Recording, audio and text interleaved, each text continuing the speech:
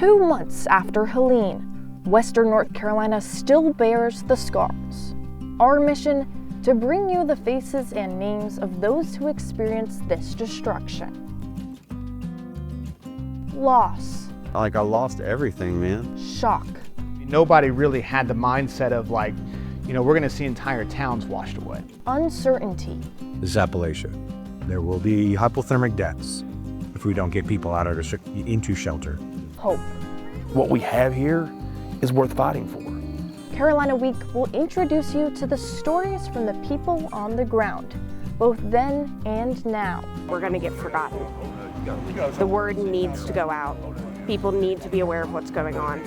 From the Hussman School of Journalism and Media, this is Life After Helene, Climbing the Mountain. Welcome to Life After Helene, Climbing the Mountain. I'm Samantha Hoffman, and today I take you to Western North Carolina, covering the communities still devastated by the wrath of Helene. For the next half hour, we'll have team coverage around the state of North Carolina, introducing you to the most impacted in the moment and still today. Today we begin in Morganton, where our Anna Catermeyer introduces us to a UNC student who lived that very reality. Right now I'm in Morganton, North Carolina, which is otherwise known as Nature's Playground. But Hurricane Helene had its own plans, as we can tell from the impact that it left on this Carolina family's home and the rest of her neighborhood. Vivian Radford recalls the harrowing moment she realized Hurricane Helene's deadly waters would forever change her family's life. What started out as a little more than a trickle. It looked like it had stopped rising, so we thought we were okay. Took a quick and frightening turn.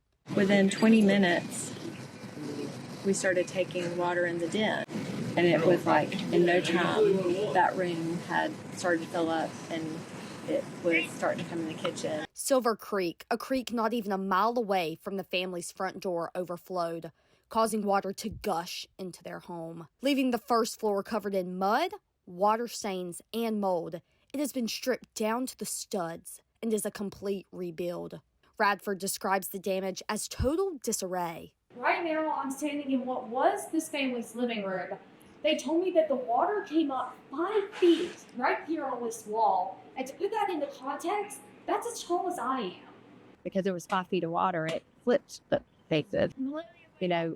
Water is a powerful force. And so when we were able to get back in our home, there was nothing in the place where it had been left. And this mother faced another challenge, telling her daughter the only home she's ever known is now destroyed. She saw the clotheslines and she could tell it was Grayson's baby pictures up on them, and that was hard. That was a hard night. My mom sent me videos, and that's when I realized how bad it really was. The images left Leah Haithcock in shock as she replayed them on her phone.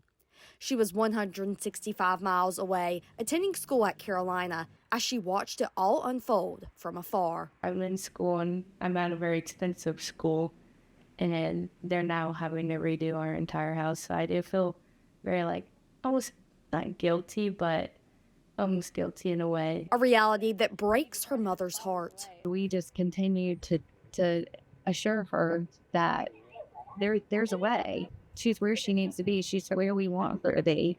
And that we have family and friends that will help to make sure that continues. The family says FEMA gave some money, which will help with framing that needs to be done to begin repairs. Of course, they are also strongly depending on friends and family for the emotional support they need now more than ever. My friends have been a major help, and I have some friends who are not from the same area and from surrounding areas that have also been affected. So it's nice to know that I have people who are in the same boat and go through the same experiences as I am.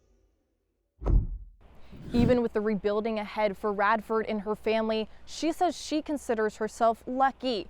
As the waters rose, her family managed to stay safe and healthy. According to North Carolina's Department of Health and Human Services, 103 people died during Helene in 22 counties. After disasters like Helene, FEMA often steps in to cover funeral costs for deaths caused directly by the storm. We reached out to them and they said they've already dispersed $57,000 to families who lost loved ones during Helene. Even when people survive, the problems they face are only beginning. According to the State Department of Commerce, unemployment rates in October rose in 91 counties, while dropping in 3 and staying flat in 6. Buncombe County, where Asheville is, became the state's county with the highest rate of unemployment after being the lowest in September. Their rate rose by over 6%. Cooper says nearly $14 million has been donated to the NC Community Foundation Disaster Relief Fund. The fund, which has been around since Hurricane Fran in 1996, uses grants and reimbursements to help nonprofits meet urgent needs of disaster survivors. Some of the top donors include Lennar Home Builders, the Taiwanese government, and Blue Cross Blue Shield. As of right now, a press release from the governor's office says over $841,000 in Helene-related grants has been given out in 29 different counties. In Boone, businesses are trying to build back after taking a massive hit from Helene. Our Landon Job takes us to one store where its owners say customers are more than welcome. A broom once used to sweep out the trash is now a part of the trash from this local business that has since shut down because of Hurricane Helene. Some businesses were fortunate enough to reopen, and I talked to one of those businesses. They told me it hasn't been the same since. I hope I don't live long enough to see something like this happen again. In the community of Valley Crucis, a light shines over the door where lines of people once stretched out onto the sidewalks and down the block. Now a ghost town during peak tourist season. The family-owned Mass General Store Annex is now in the process of building back after Hurricane Helene. This is about 4 feet and a little bit. Sherry Mortez has been with the store for years. She shows the damage that it took on. And something broke this window here, which led to the water streaming into the store. Floodwaters ripped away flower boxes. Sandbags piled up around the store weren't enough to stop the heavy flooding from pouring inside. Mortez tells me the business has taken a massive hit from the storm. The parking lot that we're at the very end of right now would be filled before we open at 10 o'clock and would be, just beginning to dwindle out, say around 5:30 or 6 o'clock when we close. While the building is still stocked with candy barrels, clothing, and items, the loss is evident through their sales. This store was down 75% compared to last year, year over year. The store rolled back its hours, closing an hour earlier than normal. Mortez says they desperately need customers to come back. We need the foot traffic to help the coffee shop next door or the Emporium across the street. So it's not all about the mass store. We look to our communities just as much as they look to us. The Chamber of Commerce is seeing this in businesses across Boone. Their October 2024 report found that 81% failed to meet their forecasted revenue, with 28% reporting a year-over-year loss of 51 through 75%. Chamber CEO David Jackson says the aftermath of the storm is taking a toll, especially during what is typically peak tourist season. The impact of nobody being here is going to be something that we're going to feel for months from now. That's exactly what they felt at Booneshine Brewing Company. The owners will tell you. We would have a line out the door most Fridays, and we haven't had any of that lately. The normally booming brew pub is much quieter now.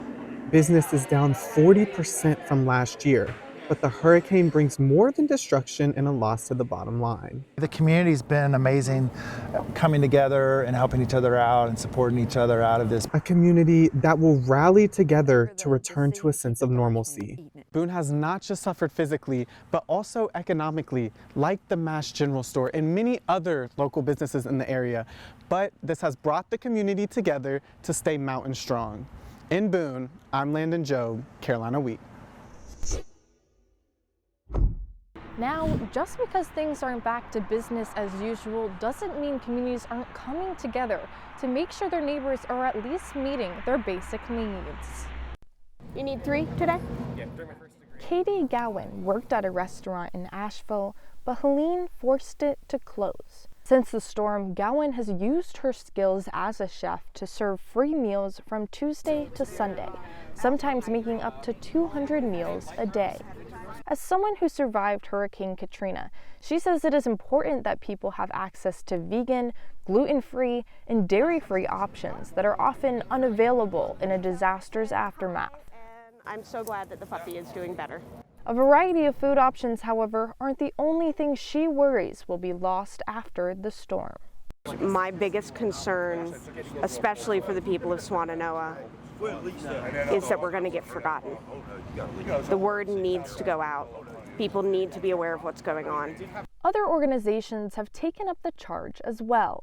Samaritan's Purse, a faith-based organization that has rescued communities around the world for over 50 years, now has to rescue its own.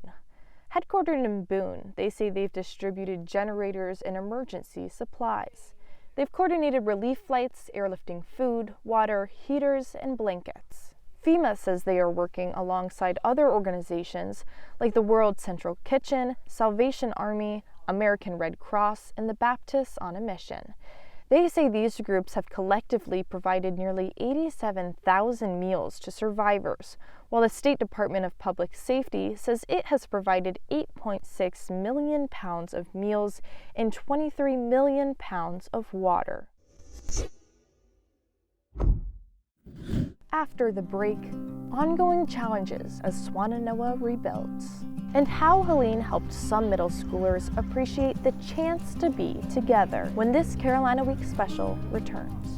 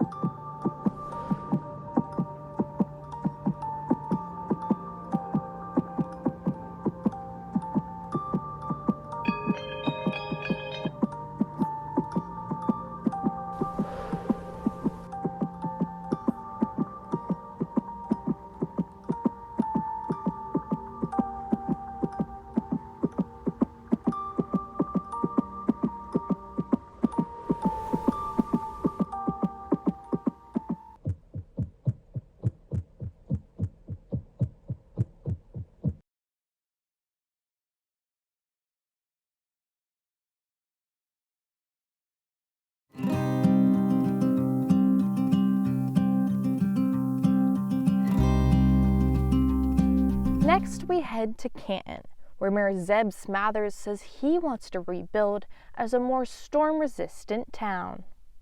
It does seem that we are now in Hurricane Alley. So we have to understand that. We have to understand that once-in-a-lifetime storms are happening every several years. We wanted to know why Helene left such a strong impact. We talked to meteorologist Lance Blocker from WNCN in Raleigh. All of these mechanisms came together in the wrong place at the wrong time for Western North Carolina. Blocker says he hopes Helene can be a learning moment for emergency communication during future weather events. He says phrases like an 100-year flood don't compare to seeing the damage with your own eyes. The main reason for that is to show people what's really happening in the moment so that hopefully the folks who maybe will not seek change and won't take protective measures will. Some of this destruction Blocker described damage I got to see for myself. Now we travel to Swannanoa, an area with devastating flooding after a dam collapse during Helene. I traveled there 1 month after Helene hit and saw what it was like as many volunteer organizations told me they had to leave. Today, as the people of North Carolina rebuild their homes, potential threats are being uncovered. A beautiful garden view of the mountains. That was August.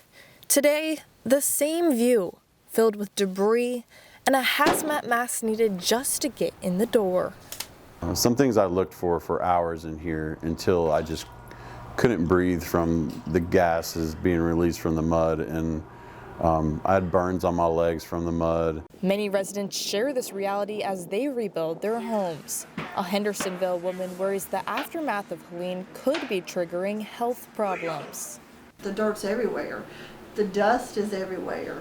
It's on the paved roads out there. I mean, they're covered in nothing but dust. Our house is covered in nothing but dust. It's very concerning. What's it going to be for us in 10 years from now? You know, we don't know. Dan Robitaille of Savage Freedom Relief Operations, a nonprofit that is helping rebuild and recover remote areas, says his crew is beginning to test the mud as volunteers, work dogs, and he himself continue to get sick. Oh yes, in 1 week, I had 3 people go down with respiratory issues. 2 of them had asthma, and we have to put them on a nebulizer. They're sick. We can't help these people. And if these people get sick, we have no way to clean them up and remediate and make them well either.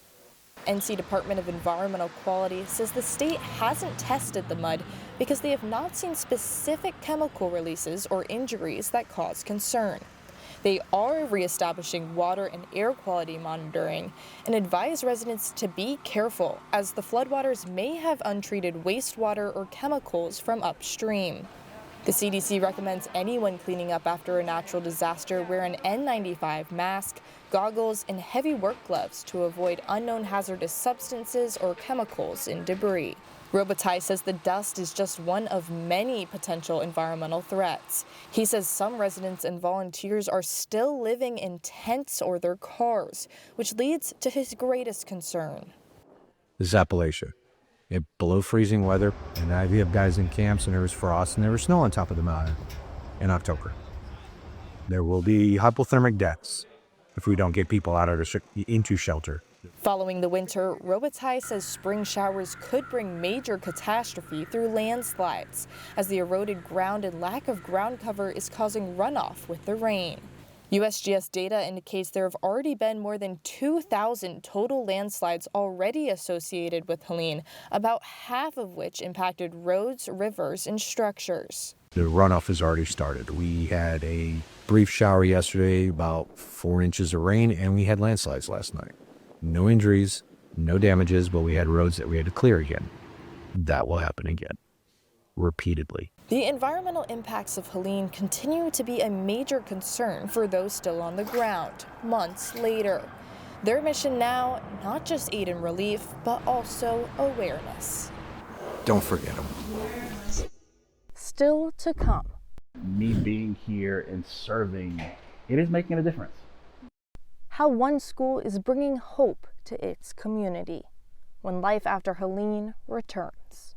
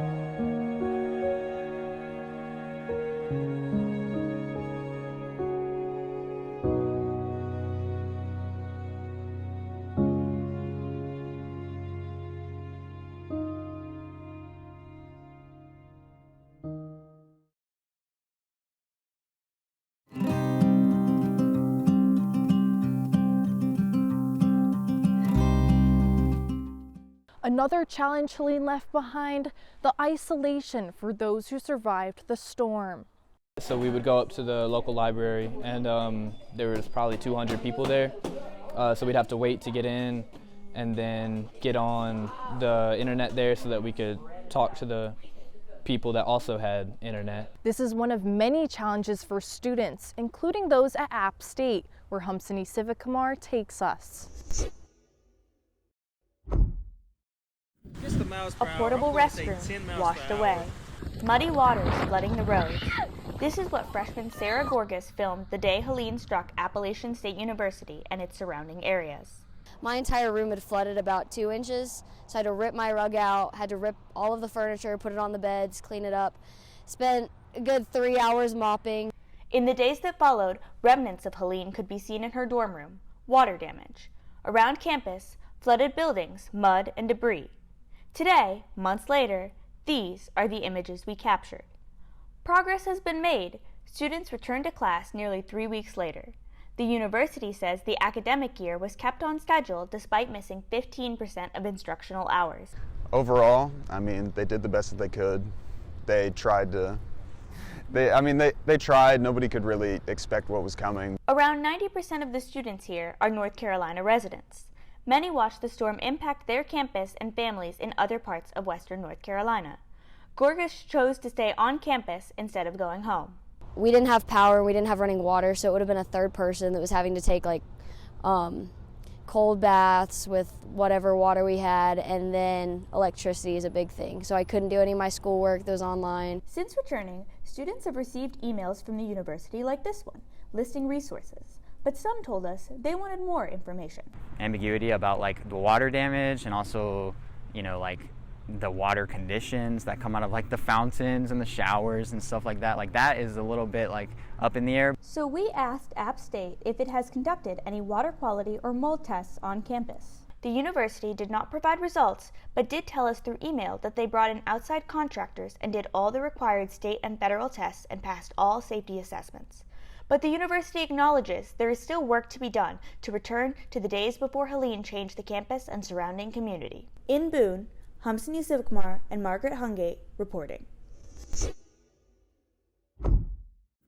Throughout our coverage, we've seen moments of community, from birthday parties to Thanksgiving celebrations. And that's what our Chrisanne Bennett found from the middle schoolers of Asheville.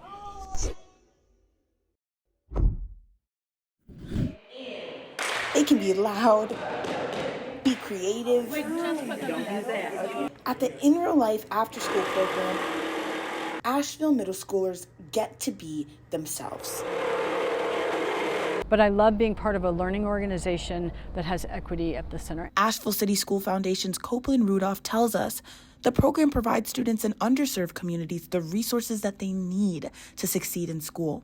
For more than 30 years, it has focused on making changes to best serve communities of color. To be able to work with students of color along with all of our other students, but to represent, it brings me a lot of joy and passion. But in October, these changes came to an abrupt halt. Hurricane Helene slammed into this once proclaimed climate haven, and not only did it flood houses and streets, but also the already widening socioeconomic divides. Students were left feeling isolated. That was the case for Raymond Stevenson. I'm missing a whole lot of context, as well as not being able to see people that I was cool with who was younger than me.